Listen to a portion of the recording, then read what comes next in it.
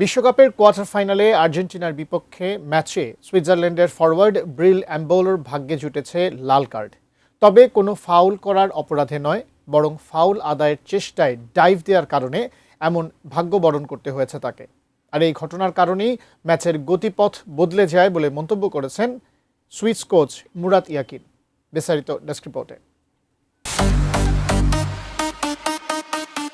Quarter ফাইনালে Argentina Switzerland ম্যাচের ৭২তম মিনিটে ১-১ সমতায় থাকা অবস্থায় লাল কার্ড দেখেন সুইজারল্যান্ডের ফরওয়ার্ড ব্রিল এমবোলো।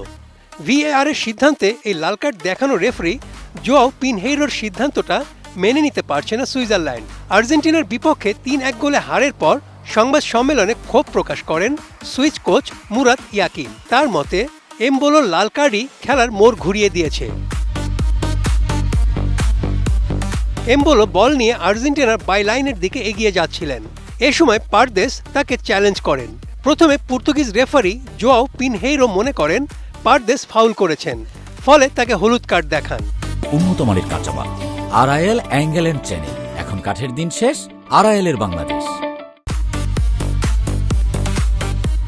কিন্তু সঙ্গে সঙ্গে ভিএআর থেকে রেফারিকে জানানো হয় পারদেসকে নয়, বরং এমবোলোকে সিমুলেশন বা ডাইভ দেওয়ার চেষ্টা করার জন্য হলুদ কার্ড দেওয়া উচিত ছিল।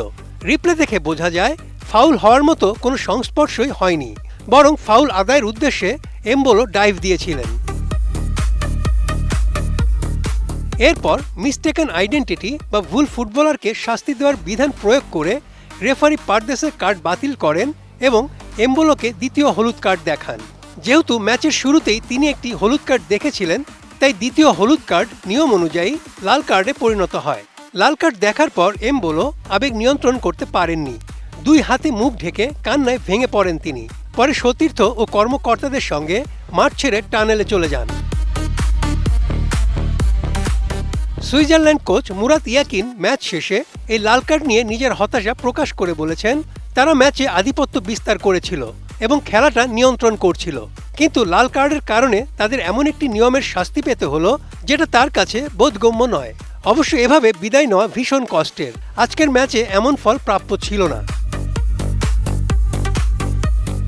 ইয়াকিন আরও জানান, এর আগেও কয়েকবার হলুদ কার্ড দেখানোর মতো পরিস্থিতি তৈরি হয়েছিল, কিন্তু এমন একটি ঘটনায় হলুদ কার্ড দেখানো হলো যেটা তার কাছে খুবই সাধারণ একটা ফাউল ছিল। এমনকি এটা ফাউল ছিল কিনা সেটাও প্রশ্নের বিষয়। তারা তাদের রেফারিকে রক্ষা করার জন্য এমন একটি নিয়ম ব্যবহার করলো যেটা তাদের ম্যাচটাই নষ্ট করে দিল। এটা ভীষণ কষ্টের। ইয়াকিনের মতে আর্জেন্টিনার ফুটবলারকে হলুদ কার্ড দেখানোর কোনো কারণই ছিল না। রেফারির উচিত ছিল খেলা চালিয়ে যাওয়া। তিনি নিজের ভুল সংশোধন করতে গিয়ে তাদের বিপদে ফেলেছেন। এরপর সবাই দেখেছে একজন কম নিয়ে তাদের খেলতে হয়েছে। বিশ্বকাপে দ্বিতীয়বারের মতো এমন ঘটনা ঘটল, যেখানে ভুল ফুটবলারকে কার্ড দেখানো সংক্রান্ত নিয়ম ব্যবহার করে কোনো খেলোয়াড়ের হলুদ কার্ড পরিবর্তন করা হয়েছে। এই নিয়ম অনুযায়ী কোনো খেলোয়াড়কে ভুলভাবে হলুদ বা লাল কার্ড দেখানো হলে ভিএআর হস্তক্ষেপ করতে পারে। Desk report, ATN news.